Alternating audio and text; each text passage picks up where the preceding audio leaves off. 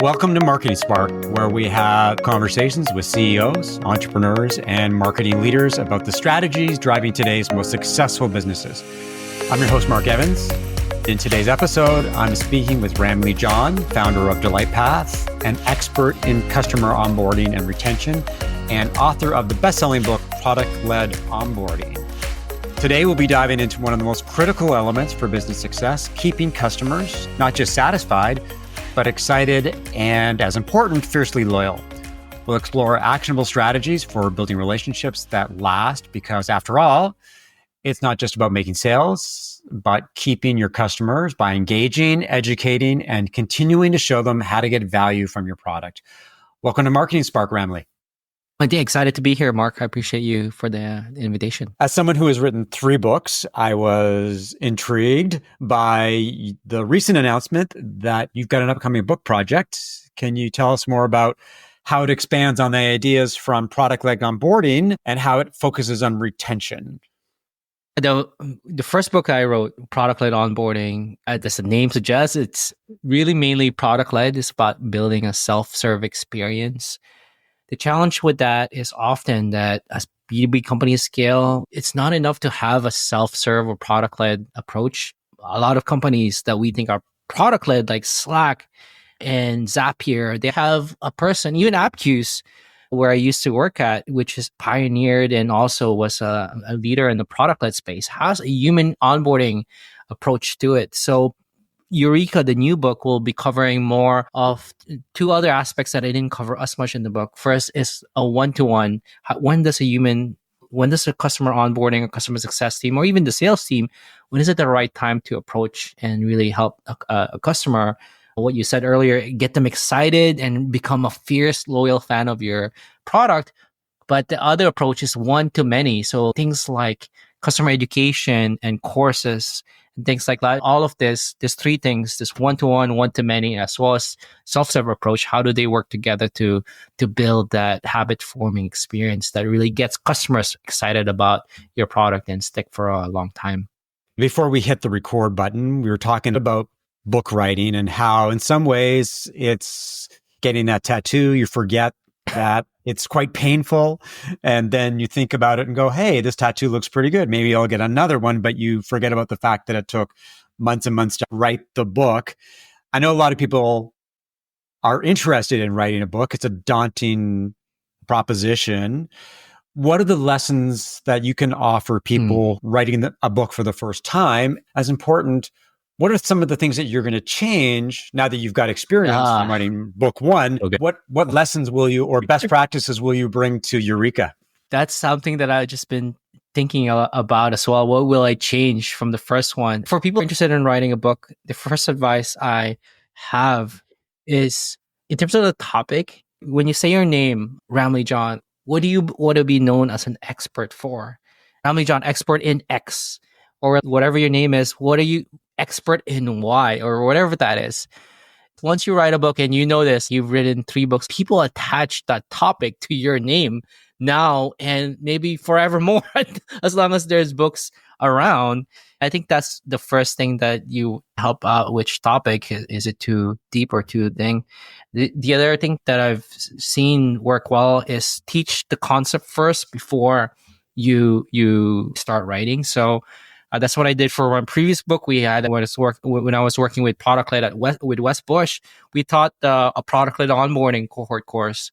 Now I'm doing the same with this book. I have a course launching with Maven starting next week, where I'm going to teach some of the concept about this. The reason why it's so valuable is, first of all, you get instant feedback. You're telling your frameworks, your stories. People are responding. You're seeing over Zoom or in person, how people are reacting to it. The second thing is that you're getting a way to figure out the structure, because building a course is providing you structure, and it's also giving you a deadline. I got to teach it next week. You don't have a choice, versus writing a book could be, oh my goodness, I have some time, I can relax. That's what worked well for the first time that I'm doing this time as well. Things that I'm changing. I wish the first time I announced it sooner. So that's what I did 8 months before it launches. I've already announced it. But the second thing is I'm creating an early readers club like earlier on, like a private community for people who are interested about the book. I think that's great for providing not just feedback about the book, but when the book launches, that people have you have a launch crew, people who can help promote it. They have some vested interest because they provide their feedback. It's something that I didn't do the first time around. It was over email. People applied, but I've seen really great product books come out where that's the approach that they did. And they really helped with just a book about OKRs. I'm trying to figure out who wrote it, but that's what they did when they wrote the book. And they had the two authors got some great feedback from the book itself. So that's one thing I'm trying to do this time around that I didn't do the first time. If someone is thinking about writing a book, one of the things is the Nike approach, just do it. It is a lot of work, but it's satisfying. I would say that it's a labor of love. One of the things that I would be clear about is what you're going to get from writing a book. In many cases, a book is not going to generate revenue. You're never going to get royalties from because you'll never sell enough copies. So you can stop thinking about a book as a revenue tool. You might get lucky and change things, but it's great for other things. Thought leadership gives you credibility if you're a consultant and you're looking to attract clients, or you're trying to get a new job, or if you want speaking opportunities, a book is a great vehicle to have. One of the other things you should think about is, what are your goals? What does success look like? If you've got an itch, then you should probably scratch it. Let's turn our sights to the topic of the day, which is retention. In some cases, retention is as complex or more complex than onboarding. Couple of questions. What do you believe are the key elements of a successful retention strategy? And as important, what are some of the common mistakes that companies make in the retention efforts?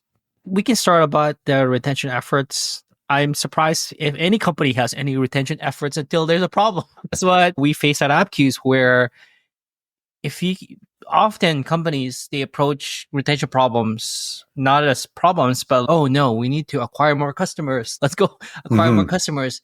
That's great when the economy is doing well, you have funding, you're able to generate leads quickly. It doesn't seem like a problem until everything slows down. And it's all about, oh, dang, we're losing customers. We need to keep as many as that we have as quickly as possible. That's a challenge where if you're not thinking about retention from the get-go, then especially in recurring products, recurring revenue products like SaaS or even membership, that's even e-commerce, where it's much cheaper to get an existing customer to come back and make a purchase than it is to try to convince a cold buyer who's never heard of you to purchase again. And thinking about how and where and when you're to get them to come back is super, super important. That's the problem I think a lot of companies have in terms of retention, is it's not a priority until it's an emergency. That's a great tagline that a lot of companies should embrace. One thing that I did want to ask you about retention is that the strategy, the playbook for a lot of companies when it comes to retention is, we're going to issue a monthly or quarterly newsletter, and it's mostly going to be about us and our product and the conferences or the awards that we won. That's it. That's the end of their retention strategy. Well, it's the start and the end of their retention strategy. What does a ideal retention strategy look like? If you had a playbook, I'm sure you have a playbook for this type of thing, what kind of levers are you pulling? As I said off the top, you're engaging your customers, you're educating them and showing them that, yes, you made the right decision. And we're going to reinforce and validate that decision as you continue to do business with us. What does that secret or that recipe look like from a retention standpoint?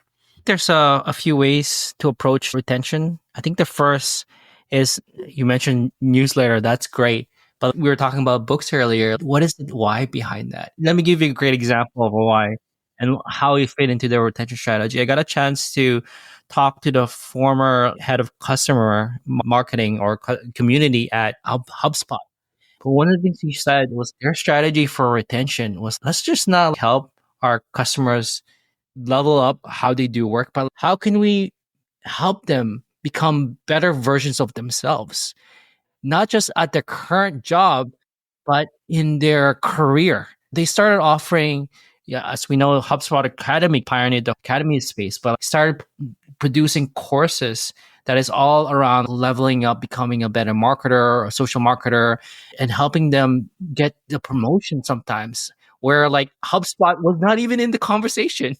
They're teaching courses about that's such a great emotional connection where there's people behind your customers. They're often in B2B, we're just serving businesses, but there are real people who have jobs. They're going through layoffs and they're looking to make more money and they have kids. How do you level those specific people up? Because when you're thinking about retention and loyalty, when they go to another company, they love what you did so much that I don't know what CRM we have, but we got to bring on HubSpot because they're great. They help me get a job and level up. That's really what it's all about. I would ask, if you're thinking about content, newsletter, who are you leveling up? How are you leveling them up? How do you build them up in ways that sometimes goes beyond your product and you can really help them with what they're doing in their job specifically? That's a great point. It's easy to forget that companies don't buy products. People buy products. Yeah. It's a people-to-people relationship. When you're trying to retain somebody, it's a very personal relationship that you're building. A lot of it has to do with emotional connections and recognizing, being empathetic, and that your customers have their own aspirations, their own goals. Yeah. The one thing that you mentioned that stood out, and I was talking to a client recently, was that people do change jobs. And that if they have a good relationship and with your company and they trust you and they like you and they feel that you're played a role in helping them advance their careers, they will take you to their next job. It's easy to call it referrals, but really it's retention. It's a retention dividend, for lack of a better term. That's probably something that's not part of the retention mix because we just overlook people and we're just focused on serving customers. I'm glad you mentioned that. I wanted to see if we could connect onboarding with customer retention. I'm sure you can because you're the expert in both of these areas. But what role does onboarding play in retention? Where do companies typically miss the mark when they're trying to align Think about it like onboarding is the early stages of a newborn. I have a 2-year-old kid.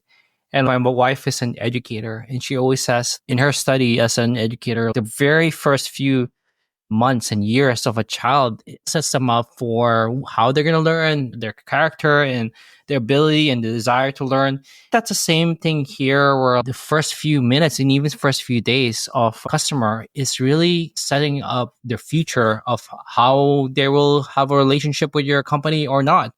It's really about building that foundation for them to really be excited about what they're about to learn and what they're about to do. One of the mistakes often is that first few minutes of somebody signing up or buying a product is an exciting moment because they believe in a promise that your product can do something. The question is, will you deliver? What often happens if they don't see value right away is that they start wondering, did I make the right choice? They start getting buyer's remorse. I've purchased something before. I don't know if I want this. Amazon makes it easy for you to return stuff, which is why I love often buying stuff from Amazon because, oh man, I don't know if I wanted this. I just thought it was cool. I get it. And I was, I'm just going to return it. That is not what you want. How do you make people feel comfortable, your customers feel comfortable at that point so that they feel good about what they're about to do with your product or not? And really, like, how do you amplify that excitement, that early excitement? How do you reduce any kind of fears that they might have? And how do you show them value really quickly? That is what all great onboarding handles and really gets them excited and sets them up for the foundation of retention what we're talking about. Conceptually, that sounds great. The idea that you deliver value out of the gate. A lot of people will recognize that when they sign up for a SaaS service is you'll get the obligatory welcome message. Then you might get a follow-up message with your login information. But that's about it. Like, there's nothing that helps you get into the product to immediately get value from the product. In your experience, what should a company do after someone clicks on purchase and that welcome email has been fired off? What should happen the next hour, the next day, the next week, the next month? within the first 7 minutes. This is something that studies have shown. You got 7 minutes or less to get as soon as somebody signed up. This is something that I've heard companies like Canva and other companies where let's nail the first 7 minutes. What needs to happen in the first 7 minutes? That sounds like it's not a lot of time. It isn't. I think first understand what is success for this person who just bought this. Why did they buy it? And if you're doing this one-to-one, that's great. But if you're doing this at scale, how do you do that? Sometimes during the sign up or setup process, just asking a question like, what brought you, just asking straight up, why did you sign up? What is your main goal for signing up? And then give them 3 options. Simple example with AppQues. AppQues is an easy way to onboard users, but that's not their only use case. So when I was working there, one of the questions that we added was, why did you sign up? First, I'm trying to onboard my new users. Second, I'm trying to make announcements to my customers to let them know about new product releases. And third, I'm trying to get feedback about my new features that I'm trying to release to them. Asking that straight up now helps guide you to tell you, I need to show this person, this customer, exactly what they told me that they wanted. So removing any kind of flows, any kind of paths or any kind of distractions that could block them from seeing and experiencing that is the key crucial moment right there. So I think if I had to break it down, steps first, find out why your customer bought your product. Second, guide them there. How do you guide them there and remove any kind of distractions?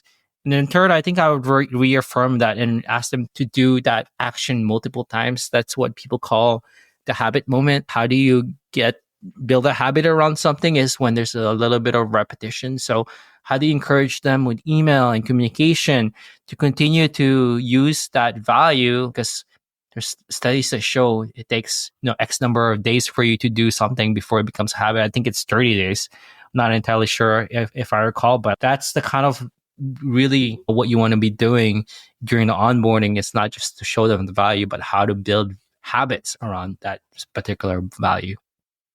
When I look at the many onboarding emails I've got over the years, hundreds, if not thousands, the ones that stand out to me basically say, hey, Mark, welcome to our service. Here's 3 things that you should do right now. Do this and do this. It's prescriptive. It guides me, gives a roadmap in terms of how I can get myself into the product. 3 easy use cases or 3 user-friendly ways that I can get into a product. It's guidance that makes my world easier, eliminates friction between me and the product. If you can do that, then you're off to the races. I did want to ask you about how companies can build a seamless transition from onboarding to retention. I've signed up for the service. You started to onboard me in a very best practice way. When does it flip over to retention? At what point? Is it during the 7 minutes that you talked about? Or is it during the first week? But at what moment does that arrow go from onboarding to retention? That's the hard part about activation and retention, onboarding and retention. It's just a huge overlap between the two of them. You can argue that the first 7 minutes is like early retention. Short-term retention is between the first few days that somebody signs up. How do you keep them engaged during those few days? Something I've heard is long-term retention is how do you get them to continue using the product 90 days and beyond? Often what happens with teams is when you're thinking about breaking it up into onboarding versus activation versus retention, is figuring out when it crosses over to the next level. With AppQues, what we did was that the onboarding team held on to the customer for the first 90 days. It was arbitrary because it's 90 days sounds good. 3 months. Mm-hmm. You can make that day mark a specific day. And after the 90 days, it gets handed off to the customer success team as more of a retention play and getting them engaged throughout that. And that's something that the team needs to decide on and discuss of like how, at what point it does cross over to another one. I'd like to break it up into 3 stages. How do you retain the customer the first 7 minutes? Because this is a huge drop off usually for product-led companies where somebody signs up, 7 minutes, they never come back. How do you get them engaged there? The next is how do you get them engaged in the next 7 days? So that's where communication and email kicks in. That's 7-day retention. The next is how do you get them engaged in the next 90 days? That's all about 90-day retention. How do you get them continue using the product, maybe start using advanced use cases and things. And beyond would be long-term retention. How do you get them to stick around for a long time? That's how I would think about breaking it up. That's great insight. The big hairy beast, the 800-pound gorilla in the room when it comes to retention is churn. Churn is a reality. No matter how good your product is, no matter how well you treat your customers, they leave for a variety of reasons. Sometimes they leave because they have no use for the product anymore. Sometimes it's a shiny new object. Maybe it's one of those fancy AI tools that captures their attention, but they do stop doing business with the company. A couple of questions. How should companies approach customer churn? And is there a point where it's better to let a customer churn rather than focusing on retention? That's a really insightful question. There is times when, especially as companies evolve and they're expanding into more different markets or different enterprise, maybe larger customers. In that case, maybe the product is not particularly useful for them anymore. A classic example is at a previous company I was working at. We were using Intercom for some time to both in onboarding emails, but at that point, it wasn't an app use. We were using it for the product tours as well. And at some point, they increased their price to the point where it's obvious they were targeting enterprise. In that case, we churned out, and it's probably what they expected because they're hoping that the enterprise deals would make up for the smaller businesses that was using the product. In that case, if it's strategic, then it might make sense, especially, and even a shift in your customers in your market might require some churn as well. That's something that needs to be considered. Where churn is often it is welcome. I think in some ways, where in the case where you're moving to another place, to another market as well, and it's also being very clear about who your target audience is. I know us both of us being consultants, we know who our target companies are. And when there's a company that's maybe let's say a mobile app approach me right now, I don't have any experience in mobile, right? And maybe we sign up for a few months of advising, it would not be a fit. At some point I would be, this is not my bread, this is not my expertise. If it's not in the company's zone of expertise, then in that case, then it totally makes sense for it to shift over to another place. Related to churn, from a quantitative point of view, what are the key metrics for retention? I'm also curious about the qualitative side of things, the underutilized retention metrics that a company should be tracking and how they're part of the overall mix. Can you talk to qualitative and quantitative churn metrics? Let's talk about qualitative. I think that's very helpful as well. Figuring out what are the reasons why. I think that's why often churn interviews are quite helpful.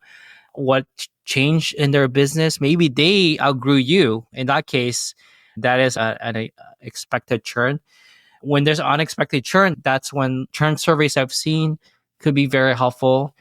In terms of quantitative, obviously you want to be looking at churn rate, how many people who in that cohort stop becoming a customer. There's also something called net recurring retention. Often when we talk about churn, it's not necessarily customers itself, but it might be the revenue dollars. You might have a few customers fall off, but because bigger companies have joined in, you have a net positive, net recurring retention in terms of your dollar that you have. That's quite a good thing, where maybe your current customers in that space expanded to higher plans. That's something that you want to take a look at. Obviously, you also want to be looking at engagement rate. Maybe there are certain red flags. One of the biggest red flag is you have a customer and they've stopped logging in or stopped using your product. In that case, that's a really big problem that you need to send in people. Are they pausing it? Are they doing something there? That should be something that should be red flag. Some tools like Braze, which is all about that, helping you figure out any kind of retention issues, can help you flag those kind of engagement issues. That's a few things I think I would definitely take a look at in helping you. Obviously, in terms of net promoter score, if somebody gives you a poor score, that's a red flag. That could be another reason why, oh, this is a signal that somebody's not really happy with your product itself.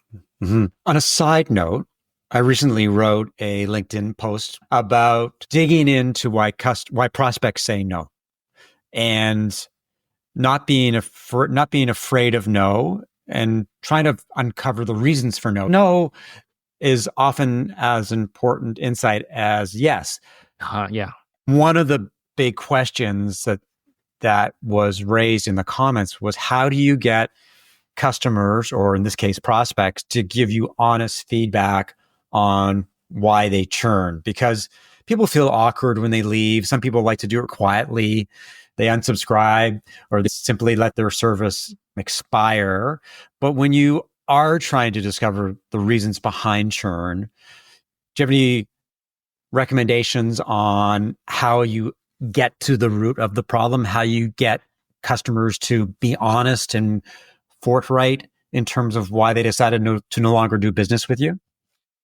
There's definitely some churn analysis that you can take a look at. So of all the companies that churned, there would be some that obviously as soon as somebody churned, just asking this is something that I think Zencaster that what we're recording, or even Riverside. I recently turned out of Riverside because I'm putting my podcast on hold while I build out the light path. And as soon as I left, they asked me, "Why are you leaving?"